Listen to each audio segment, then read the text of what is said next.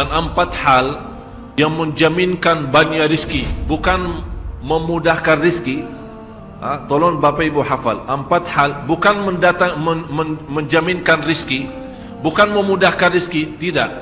4 hal mendatangkan rizki kemari.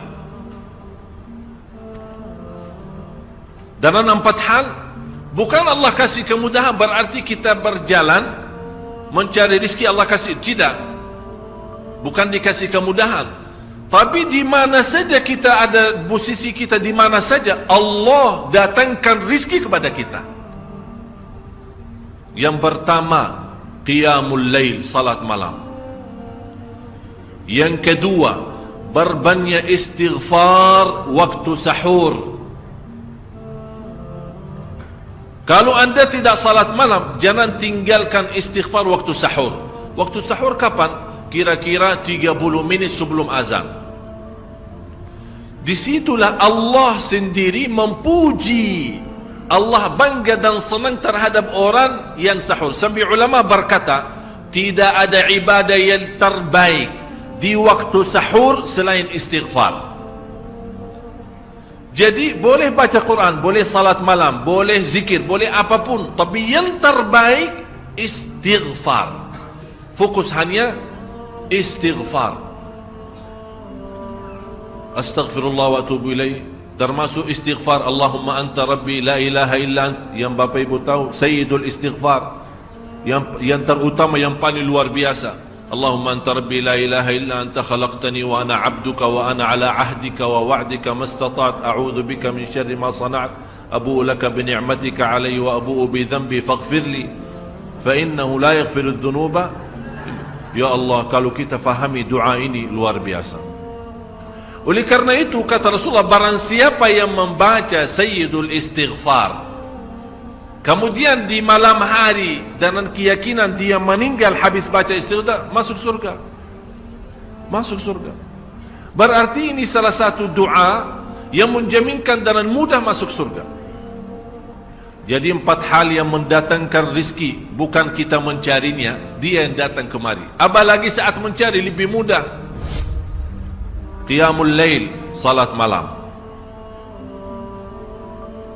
Tapi dalam bahasa, mohon maaf Bapak Ibu, dalam bahasa Arab disebut qiyamul lail, bukan salat. Tapi kalau diterjemahkan dalam bahasa kita salat. Tapi kenapa di situ qiyamul lail? Diberikan qiyamul lail, qiyam artinya berdiri, berarti lama. Saking lama berdiri dikaitkan jadi qiyamul lail. Qumil laila ya ayyuhal muzammil. Apa terus? Qumil lail, berdirilah saat malam. Berdirilah, bukan salatlah malam, tidak, berdirilah malam hari. Itu dahsyatnya di situ berdiri. Qiyamul lail. Yang kedua, berbanyak istighfar. Yang ketiga, berbanyak sedekah. Sebenarnya bukan istilah berbanyak sedekah. Kadang-kadang orang bersedekah 100 juta, udah saya sudah bersedekah 100 juta. Bukan itu. Bukan yang dimaksud berbanyak sedekah itu dari sisi uang itu banyak atau sedikit, bukan. Yang dimaksud rahasia sedekah, ta'ahudus sedekah, istiqamah bersedekah. Istiqamah itu tidak menjadi masalah besar maupun kecil, itu tidak menjadi masalah. Karena bagi Allah tidak ada artinya besar maupun kecil, kita tidak memberikan kepada Allah, karena Allah Maha Kaya. Tapi rahasia sedekah itu kita terus menerus sedekah, siang, pagi, malam, pagi, malam, pagi, besok, terus minggu depan, tidak pernah berhenti. Setiap ada kesempatan selalu kita membawa sedekah. Itu namanya ta'ahudus sedekah. Ta'ahud kalau dalam bahasa sebuah janjian, seolah-olah kita ada kontrak kerjasama antara diri dengan apa? Dengan sedekah. Itu kata ta'ahud, ahad, berjanjian. Saya berjanji, seolah-olah ada berjanjian antara kita dalam sedekah.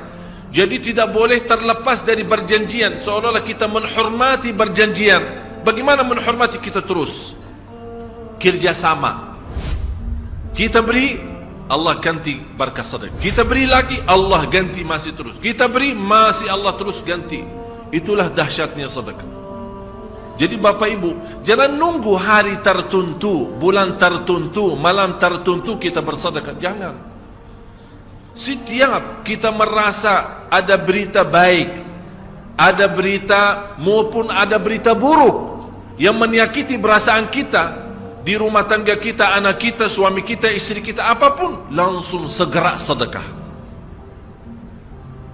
Disitulah rahasianya.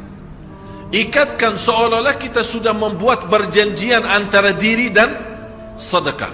Dalam segala hal, hal senang maupun hal tidak, hal bahagia maupun hal sedih, hal bangga maupun hal lagi menghadapi kesusahan, kesulitan, selalu sehat dan sakit. Terus yang keempat, zikir, berzikir pagi hari dan sore hari. Berzikir pagi hari dan sore hari. Ini 4 hal Bapak Ibu. Berdiri malam hari, itu yang namanya tahajud, banjanya atau lamanya berdiri. Berbanyak istighfar waktu sahur. Yang ketiga, berbanyak sedekah. Sudah Bapak Ibu mengerti. Jadi istilah berbanyak sedekah bukan artinya harus banyak dari jumlah hitungannya, tidak. Yang keempat adalah berzikir di pagi hari maupun petang hari.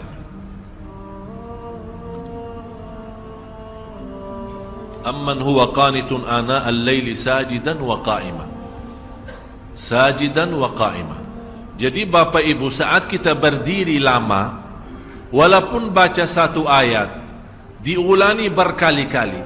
Walaupun baca surah pendek, tapi diulangi berkali-kali, tidak menjadi masalah. Bapak Ibu hanya hafal qulhu. Qulhu dibaca 3 kali, pahalanya seperti baca Al-Quran 30 juz. Ada seorang salih mengajak kawannya, sudah mendekati subuh, ayo bangun salat malam dan baca sepertiga Al-Quran. Langsung orang itu menjawab, bagaimana saya baca, sebentar lagi muazan. Bacalah Qul huwallahu ahad, salat malam dan Qul huwallahu ahad. Jadi Bapak Ibu, yang saya harap, Jangan susah fikir, ya Allah saya mau baca apaan. Tak usah susah fikir. Baca dan nikmati, yang penting nikmati bacaan. Walaupun qul huwallahu ahad setiap hari. Kalau kita pusing baca, Allah tidak akan pusing mendengar. Malah Allah paling senang mendengar bisikan bacaan dan bisikan doa kita malam hari.